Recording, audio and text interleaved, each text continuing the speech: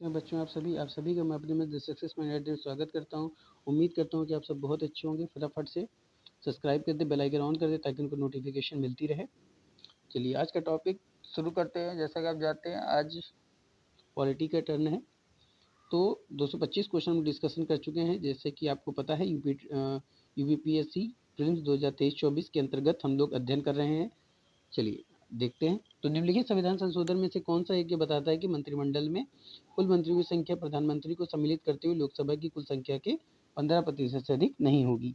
90वां संविधान संशोधन, 91वां संविधान संशोधन, 92 संविधान संशोधन, 93वां संविधान संशोधन।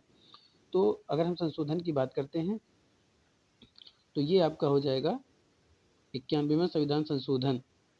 इसके तहत क्या था कि 15% से अधिक नहीं हो सकती है। ठीक है, तो आपका सॉरी माफ़ कीजिएगा, 91वां संविधान संशोधन यानी कि बी आपको क्या हो जाएगा, करेक्ट आंसर हो जाएगा। निम्नलिखित में से कौन सा अधिकारी दस्तावेज भारत से संबंधित नहीं है? कौन सा आधिकारिक, ठीक है, ये आपको क्या हो जाएगा, आधिकारिक, ये आपका हो जाएगा आधिकारिक दस्तावेज भारत से संबंधित नहीं है। तो बताइए, हरित पत्र, श्वेत पत्र, पीत पत्र या नीली पुस्तिका। तो जिस पुस्तक का संबंध या जिस पत्रिका का संबंध नहीं है वो है श्वेत पत्र का संबंध नहीं है। सुनिए, श्वेत पत्र का संबंध नहीं है।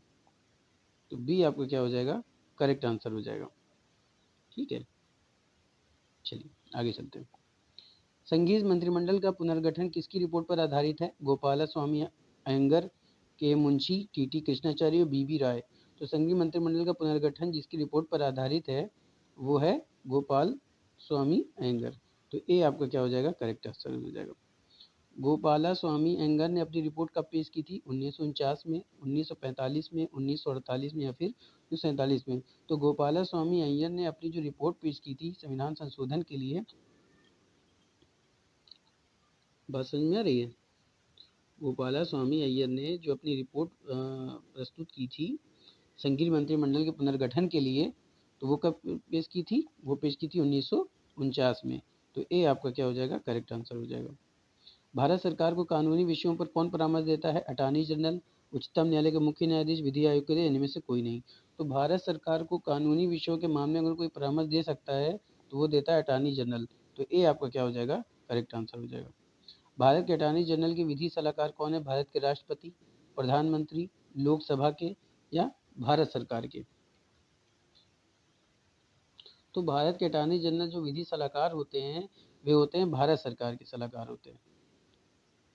तो डी आपका क्या हो जाएगा, करेक्ट आंसर हो जाएगा। भारत का सॉलिसिटर होता है एक प्रशासनिक अधिकारी, एक न्यायिक सलाहकार, प्रधानमंत्री का सलाहकार, राष्ट्रपति को सलाह देने के लिए कानूनी अधिकारी। तो अगर हम इसकी बात करें कि भारत का जो सॉलिसिटर होता है तो दोस्तों वो होता है एक न्यायिक सलाहकार होता है, क्योंकि न्यायिक मामले में वो क्या होता है, अपनी परामर्श देता है। तो बी आपका क्या हो जाएगा, करेक्ट आंसर हो जाएगा। राज्य सरकार को कानूनी मामलों में सलाह कौन दे सकता है? महाधिवक्ता, मुख्य न्यायाधीश, महान्यायवादी, उच्च न्यायालय के न्यायाधीशों की खंडपीठ।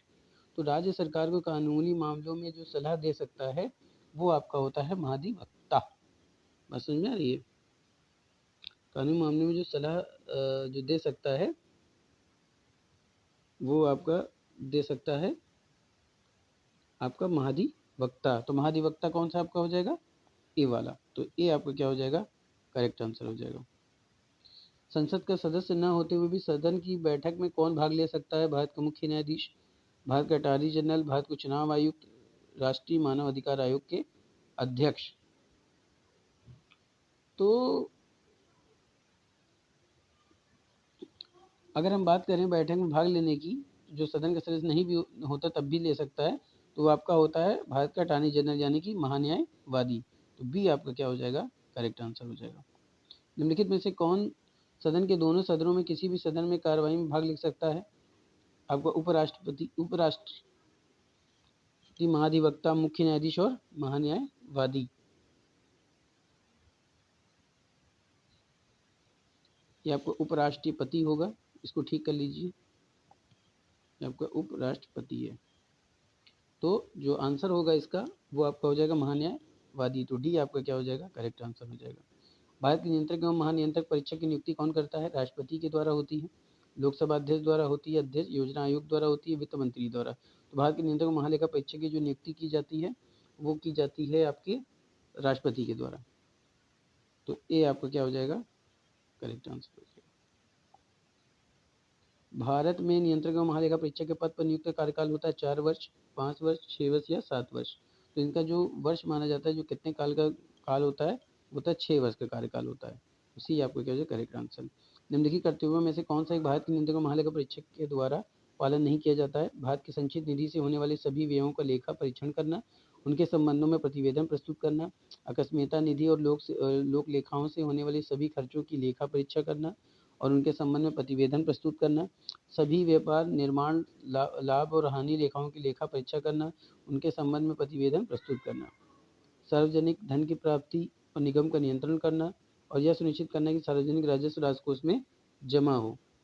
ठीक है, तो इसमें से जो आपका नहीं है वो आपका हो जाएगा डी वाला, कि सार्वजनिक धन की प्राप्ति, निगम का नियंत्रण करना और यह सुनिश्चित करना कि सार्वजनिक राजस्व राजकोष में जमा हो। तो डी आपका क्या हो जाएगा, करेक्ट आंसर हो जाएगा। भारत में प्रथम विधि अधिकारी के रूप में कौन जाना जाता है, भारत का मुख्य न्यायाधीश, भारत का महानियंत्रक, भारत का महान्यायवादी या विधि सचिव। तो जो महाधिवक्ता अधिकारी के रूप में जाना जाता है वो आपका होता है भारत का महान्यायवादी। तो भारत का महान्यायवादी कौन सा, सी आपका हो जाएगा करेक्ट आंसर।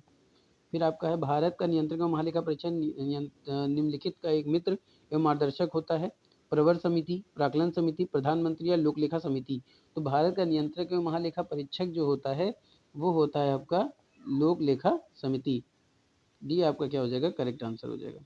1971 का संशोधन महालेखा नियंत्रक का कर्तव्य, शक्तियों और सेवा समिति अधिनियम लेखांकन और लेखा परीक्षण को अलग करता है और सीएजी को लेखों की तैयारी के उत्तरदायित्व से मुक्त देता है। यह संशोधन किया गया था 1972 में, 1976 में, 1980 में, 1987 में। तो जो संशोधन किया गया था ये किया गया था 1976 में। तो बी आपका क्या हो जाएगा, करेक्ट आंसर हो जाएगा। लोक लेखा निधि का अभिभावक किसे कहा जाता है, राष्ट्रपति, नियंत्रक एवं महालेखा परीक्षक, संसद एवं मंत्री परिषद। तो लोकसभा का निधि का जो अभिभावक माना जाता है वो आपको माना जाता है नियंत्रक एवं महालेखा परीक्षक। तो आपका बी क्या हो जाएगा, करेक्ट आंसर हो जाएगा। लोकसभा का नेता कौन था, राष्ट्रपति, प्रधानमंत्री, अध्यक्ष। तो लोकसभा का जो नेता होता है वो आपका होता है प्रधानमंत्री। बात समझ में आ रही है, कौन होता है, प्रधानमंत्री। तो बी आपका क्या हो जाएगा, करेक्ट आंसर हो जाएगा। लोकसभा के लिए चुनाव में निर्वाचित होने के लिए किसी व्यक्ति के लिए न्यूनतम आयु होनी चाहिए 18 वर्ष, 21 वर्ष या 25 वर्ष, इनमें से कोई नहीं। तो जो लोकसभा को चुनाव लड़ा जाता है उसके लिए निर्वाचित व्यक्ति के लिए जो न्यूनतम आयु निर्धारित की गई है वो की गई है 25 वर्ष। कितनी होनी चाहिए, 25 वर्ष। तो सी आपका क्या हो जाएगा, करेक्ट आंसर हो जाएगा। लोकसभा चुनाव का कोई प्रत्याशी अपनी जमानत खो देता है यदि उसे प्राप्त न हो सके वैध मतों का 1/3 हिस्सा, वैध मतों का 1/4, वैध मतों का 1/5, इनमें से कोई नहीं। तो चुनाव का कोई प्रत्याशी अपनी जमानत तब खो देता है जब उसको वैध मतों का 1/6 भाग नहीं मिलता। तो इसमें से 1/6 नहीं दिया तो क्या हो जाएगा, इनमें से कोई नहीं। तो डी आपका क्या हो जाएगा, करेक्ट आंसर हो जाएगा। लोकसभा में राज्यसभा सीटों का आवंटन सन 1971 की जनगणना पर आधारित था। यह निर्धारण किस वर्ष तक यथावत रहेगा, 2021 तक, 31 तक, 2026 तक, 2021 तक, 2011 तक। तो ये जो जनगणना का निर्धारण जो यथावत बना रहेगा ये रहेगा आपका 2026 तक। तो बी आपका क्या हो जाएगा, करेक्ट आंसर हो जाएगा। भारत के संविधान में निर्धारित किए गए अनुसार लोकसभा में सदस्यों की संख्या अधिकतम हो सकती है 547, 545, 552, इनमें से कोई नहीं। तो ये जो निर्धारित हो सकती है वो आपकी सीटों की संख्या है कुल 552। समझ में आ रही है, कितनी, 552। तो सी आपकी क्या हो जाएगी, करेक्ट आंसर। 552 अधिकतम हो सकती है, इससे ज़्यादा नहीं हो सकती। संविधान के किस संशोधन ने लोकसभा के सदस्यों की संख्या 525 से बढ़ाकर 545 कर दी। तो ये आपका है 31वां संविधान संशोधन। ये आपका क्या हो जाएगा, करेक्ट आंसर हो जाएगा। और ये जो अधिनियम हुआ था ये हुआ था 1973 में। चलिए, भारत के संविधान के अनुच्छेद 82 के अनुसार लोकसभा की सीटों का राज्यों के बीच आवंटन या बंटवारा किस जनगणना के आधार पर था, 1961, 1971, 1981 या 1991। तो भारत के संविधान के अनुच्छेद 82 के अनुसार लोकसभा की सीटों का राज्यों के बीच आवंटन जो माना जाता है किस जनगणना के आधार पर, 1971 की जनगणना के आधार पर। तो बी आपका क्या हो जाएगा, करेक्ट आंसर हो जाएगा। वर्तमान लोकसभा में प्रत्येक राज्य के लिए स्थान का आवंटन आधारित है 1991 की जनगणना पर, 1961 की जनगणना पर, 1971 की जनगणना पर या 1981 की जनगणना पर। तो वर्तमान लोकसभा में प्रत्येक राज्य के लिए जो स्थान का आवंटन आधारित किया गया है वो निर्धारित किया गया है 1971। सी आपका क्या हो जाएगा, करेक्ट आंसर हो जाएगा। और ये कब हुआ था बताइए, 2003 में। चलिए आधार, परंतु 27वें संविधान संशोधन 2003 के द्वारा जनगणना आधार 2001 कर दिया गया। बात समझ में आ रही है, पहले 71 था लेकिन 2003 के द्वारा इसको क्या कर दिया गया, 2001 कर दिया गया। चलिए, लोकसभा में राज्यों को किस आधार पर सीटें आवंटित की जाती है, जनसंख्या, क्षेत्रफल, गरीबी या भाषा। तो जो गरीबी देखा जाए अगर तो अधिक जनसंख्या से होती है, तो लोकसभा में राज्यों किस आधार पर सीटें आवंटित की गई हैं, वो की गई है जनसंख्या के आधार पर। किस आधार पर, जनसंख्या के आधार पर। तो ये आपका क्या हो जाएगा, करेक्ट आंसर हो जाएगा। किस राज्य की लोकसभा में अनुसूचित जाति तथा अनुसूचित जनजाति के लिए आरक्षण नहीं है, तो अरुणाचल प्रदेश, जम्मू कश्मीर, मेघालय उपयुक्त सभी।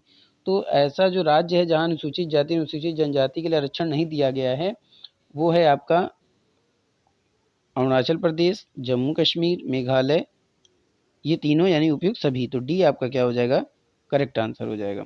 तो ये था आज का छोटा सेशन, शानदार सेशन। उम्मीद करता हूँ कि पसंद आया होगा।